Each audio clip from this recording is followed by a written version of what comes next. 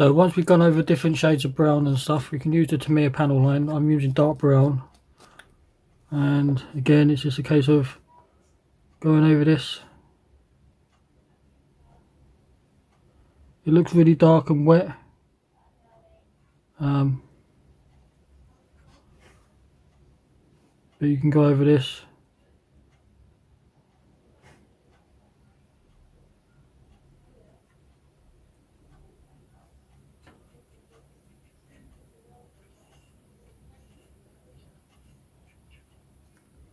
We have a lighter one as well, so you can pick out some different boards. So this is the light brown. We can blend it a little bit different.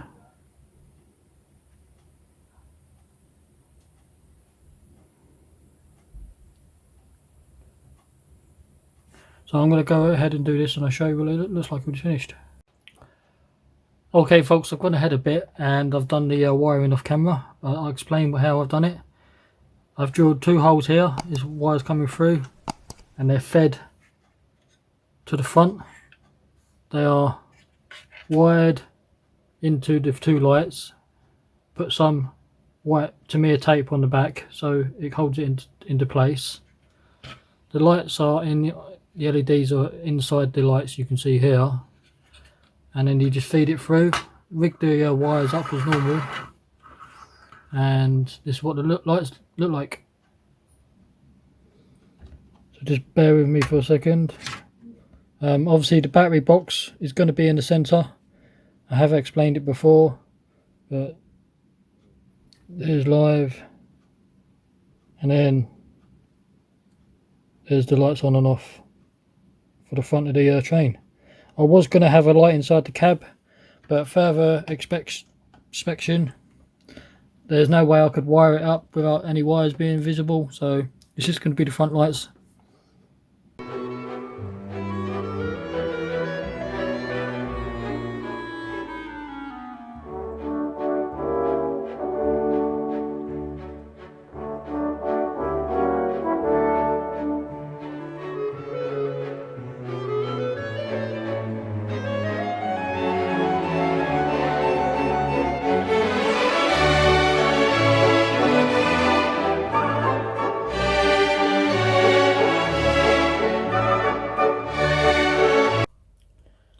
Okay folks, we're going to start painting. What I'm going to do is I'm going to use NATO black around the legion edges, but the centre is going to be highlighted with white. So when we do the German grey over the top of it, it's going to create a worn effect. That's how I like to do my armour, especially when it's just one colour. But I will do the brown camouflage on top of that. So we're going to start with NATO black, Tamiya.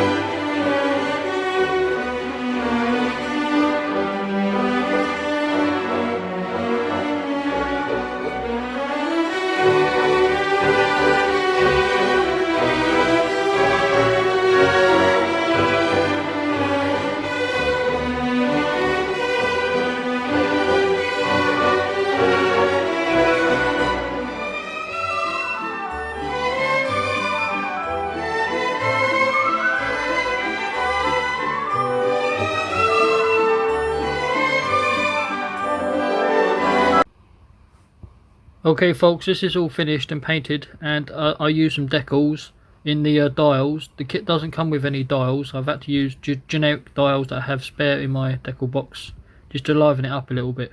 It's a shame that they don't come with any markings for the dials.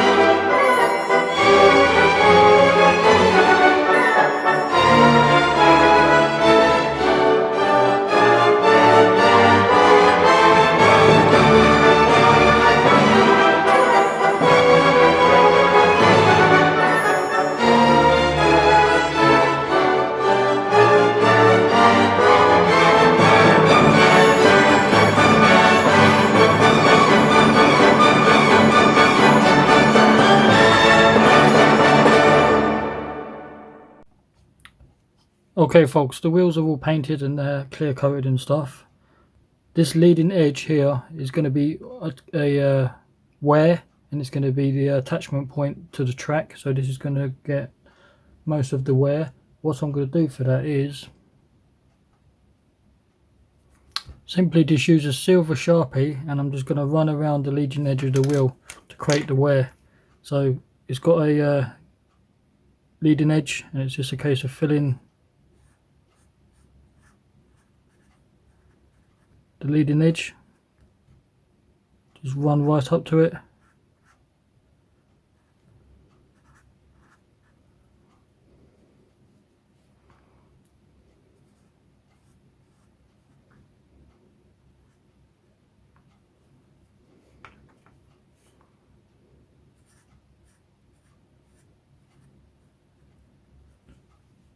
So okay folks, I've gone ahead and done all the wheels now. The leading edge is all shiny with the from the pen.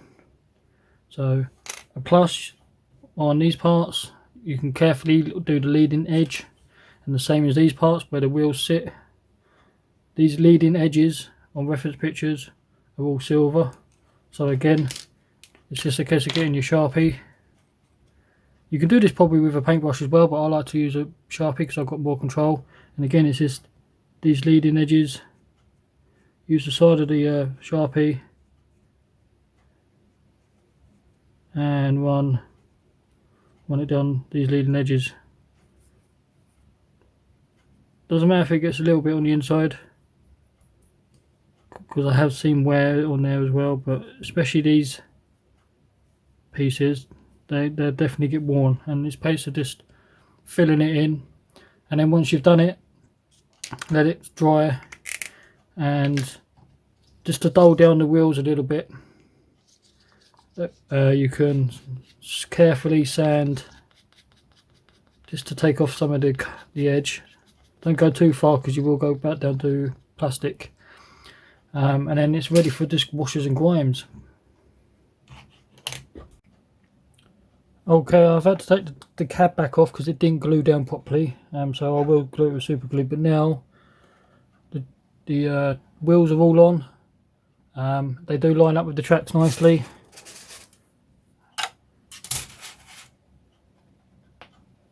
I can put it on just to roughly show you. So it sits on the track nicely. Let's show you a lower. So you can see it fits on the track. Spin this round without breaking it. So it comes on the track nicely. So our next step is now to start weathering this train up and have it grimy, dusty, that kind of thing.